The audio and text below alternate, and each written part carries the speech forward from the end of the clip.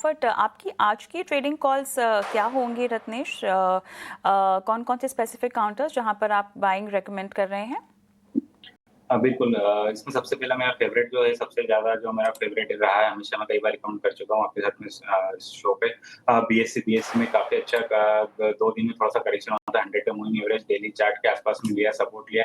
आज के सत्र में वापस से एक वॉल्यूम के साथ में ब्रेकआउट देखने को मिला, ₹2560 का स्टॉप लॉस लाया है, 2680 के टारगेट मुझे यहाँ पे आते हुए दिखाई देते हैं। दूसरा है फिनिक्स लिमिटेड में कंटिन्यू हाई राइज फॉर्मेशन यहाँ पे देखने को मिल रहा है, आउट परफॉर्मेंस इस सेक्टर में इस स्टॉक के द्वारा देखने को मिल रहा है। ₹1730 का स्टॉप लॉस लाके 1850 के टारगेट यहाँ पे आ सकते हैं।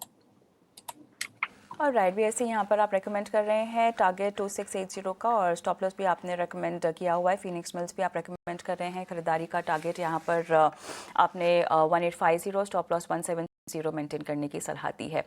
Right, welcome back. आप देख रहे हैं स्टॉक फटाफट और रत्नेश गोयल हमारे साथ जुड़े हुए हैं मेहमान के तौर पे। Ratnesh, welcome back. और चलिए शुरुआत करते हैं न्यूज़ मेकर स्टॉक के साथ। और सबसे पहला नाम यहाँ पे एम्बर एंटरप्राइजेस का लेकर आएंगे। एम्बर एंटरप्राइजेस के सितंबर तिमाही के जो नतीजे आए हैं वो सभी फ्रंट पर कमज़ोर दिखाई दे रहे हैं। एम्बर को यहाँ पर दूसरी तिमाही में लगभग 32.9 करोड़ का घाटा हुआ है।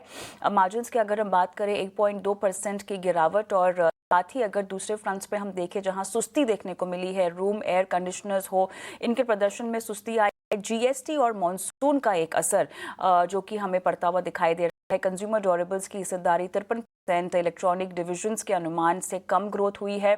मार्जिन में भी 9% की कमी देखने को मिली है। और आप देख सकते हैं किस तरह पिटाई हो रही है स्टॉक की। लेकिन चार्ट्स पर क्या ये मोमेंटम खरीदारी होता है? रत्नेश, क्या फिलहाल थोड़ा सा दूर रहें, जितना बॉटम आउट होना चाहिए काउंटर को वो हो जाए, उसके बाद इनिशिएट करें?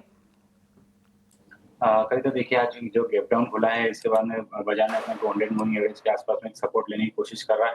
6700 काफी मल्टीपल सपोर्ट है, यहाँ पे रुकने की कोशिश कर रहा है। तो ऐसा लगता है कि अभी थोड़ा वेट एंड वॉच करें। ₹6700 का एक काफी महत्वपूर्ण सपोर्ट लेवल रहेगा। अगर उसके नीचे क्लोज नहीं करता हूँ, यहाँ पे कंसोलिडेशन करता है तो फिर जरूर पोजीशन बनाई जा सकती है। रिस्क रिवॉर्ड रेशियो भी तो फेवर में बैठेगा। 6700 का स्टॉप लॉस लगा के ऊपर बड़ी तेजी तो नहीं, पर हाँ 7300 तक के लेवल पे वापस हमको आते हुए दिखाई दे सकते हैं।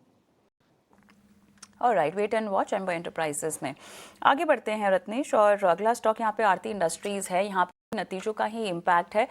मुनाफे में लगभग 103.8% बढ़ोतरी ईयर ऑन ईयर बेसिस हमें देखने को मिली है। कंसोलिडेटेड रेवेन्यूज लेकिन अगर हम देखें तो यहाँ पर थोड़ा सा 25.3% ईयर ऑन ईयर हमने रेवेन्यूज बढ़ते हुए देखे हैं। एबिटा अगर हम देखें तो ये भी 18.8% ईयर ऑन ईयर बेसिस हुआ देखा है। कंसोलिडेटेड नेट प्रॉफिट हमने देखा 103% बढ़ता हुआ दर्ज हुआ है। आज देख सकते हैं लगभग क्लोज टू 5% का मजबूती आरती इंडस्ट्रीज में भी देखने को मिल रही है। और रत्नेश, मोमेंटम यहाँ पे काफी बुलिश हम देख रहे हैं, काफी ट्रेडिंग सेशन से भी दिखाई दे रहा है। बट हैविंग सेड दैट, फिलहाल कोई रणनीति इनिशिएट करनी चाहिए या थोड़ा सा कूल ऑफ होने दे? खरीद रखा है तो आप रुके रहें? आर्थिक दृष्टि में देखिए कंटिन्यू लोअर लो फॉर्मेशन बन रहा था। अभी नतीजों के कारण थोड़ा सा वॉल्यूम एक्टिविटी थोड़ा सा बाउंस देखने को मिल रहा है, पर अभी भी किसी तरह के तो तेजी का या रिवर्सल फॉर्मेशन नहीं है। 200 मूविंग एवरेज पे अपने आज के सत्र में उसने टच कर दिया, तो किसी ने नीचे के स्तर पर लकीली लिया है तो मेरे हिसाब से यहाँ पे मुनाफा बांध लेना चाहिए, क्योंकि इतनी जल्दी अभी 440 450 के लेवल नहीं निकालेगा। तो यहाँ पे मुनाफा बांध ले, और नहीं तो फिर जो ट्रेल स्टॉप लॉस करेंगे ₹400। चलिए यहाँ पर